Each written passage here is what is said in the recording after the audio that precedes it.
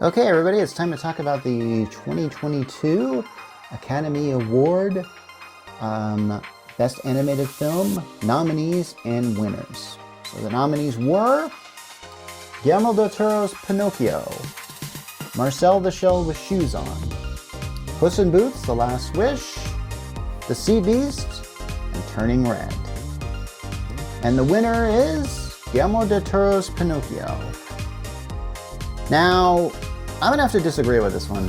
I mean, don't get me wrong, I have watched Guillermo del Toro's Pinocchio, but I've never watched it again. In fact, probably out of all these films, I may have liked it the least out of all of them, but I feel bad saying that because I know a lot of hard work was put into this film. And, you know what, maybe I should watch it again because, I don't know, you ever watched a film and you go like, that doesn't mean much to me. And then you watch it again, it's like, well, okay, now I see what you're trying to do. Maybe I think it'll have that effect. I hope it does. Anyway, but my winner though would be, hey, Puss in Boots. That's a different story. I've watched that film several times. It is so good. They really captured this tale about somebody who fears death into something just totally epic, and it takes place within, realistically, the Shrek world, and yet at the same time comes wonderfully amazing with a great animated style that is very kinetic and feels like paint flowing out of these guys. I mean, they totally redesigned some of the animation just to make it like this. It's beautiful looking, and I've talked about it before, and if you haven't seen it, you've got to see it.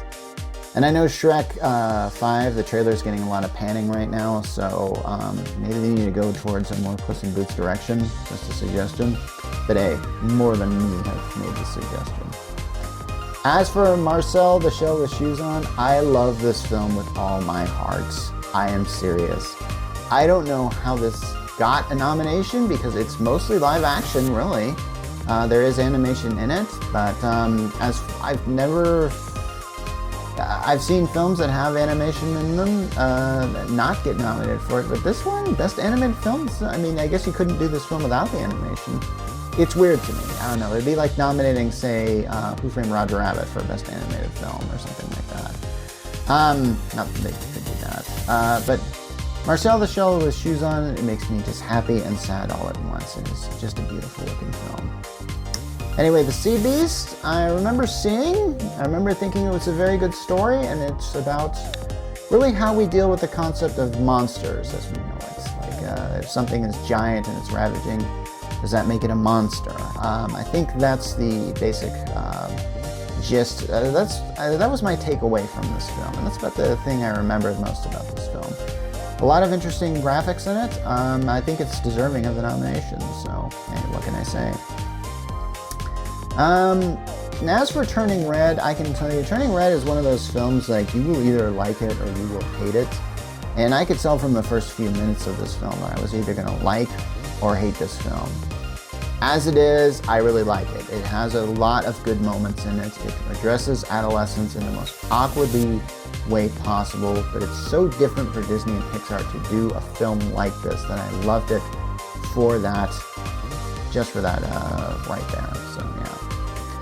Okay, so there are a lot of films that didn't make it to the nomination, and I'm not surprised. Strange World, another attempt from Disney to make a full-scale adventure film, like, say, Treasure Planet or Atlantis: The Lost Empire, and those films, they never really get a lot of love, do they? And this one really didn't get a lot of love. I mean, this film was just out, and no one talks about it at all. Same with the Disney and Pixar's Lightyear. You know, the one that had the cat in it. You might remember the cat from Lightyear, but you might not remember anything else. Yeah, I know. And then there was a film called Luck. Yeah, I know. I didn't. It showed up on Apple TV. I watched it. It's definitely feels like a Pixar film. In fact, you might notice a certain executive producer was involved in this.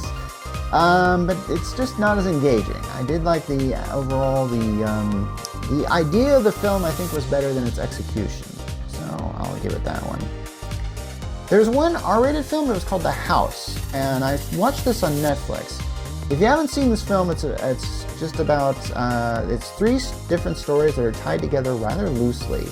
And I mean loosely is probably the loosest word I could use for them, because one of them takes place in the human world, then it goes anthropomorphic, and then it kind of gets really weird. But it's about time we get more R-rated Oscar nomination for Best Animated Feature. They need to get more Oscar nods. And one thing I was surprised is that The Bad Guys didn't show up. Remember that film? Yeah, I know, it's getting a sequel here. I love that film. That should have been nominated. Come on. Please? Come on. I mean, really. That really was something special. Anyway, I mean, the film is straight up fun, and generally films that are just straight up fun oftentimes don't really make the list unless they are deep in some way, and I guess that's sort of the qualifier. Yeah. I remember a stop-motion film called Wendell and Wild. I remember starting to watch this film. I don't remember if I even finished watching this film. I don't really remember much about this film, really. Stop-motion animation, yeah. So, also, Minions, Rise of Gru, remember that? Yeah, that was held back. Didn't deserve a nomination, so no complaints there.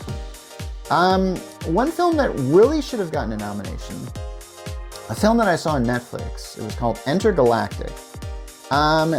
It has this kind of almost Spider-Verse kind of style of animation, and apparently it's not rated, so I'm assuming that it is another R-rated film that probably should have made us a nomination.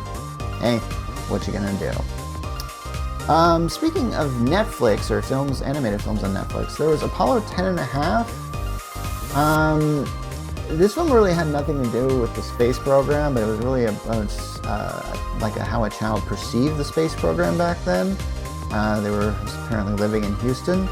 It uses a lot of rotoscoping to do its animation. I didn't really like this film. I kind of felt it was dripping with too much nostalgia, which I kind of felt really poisons it.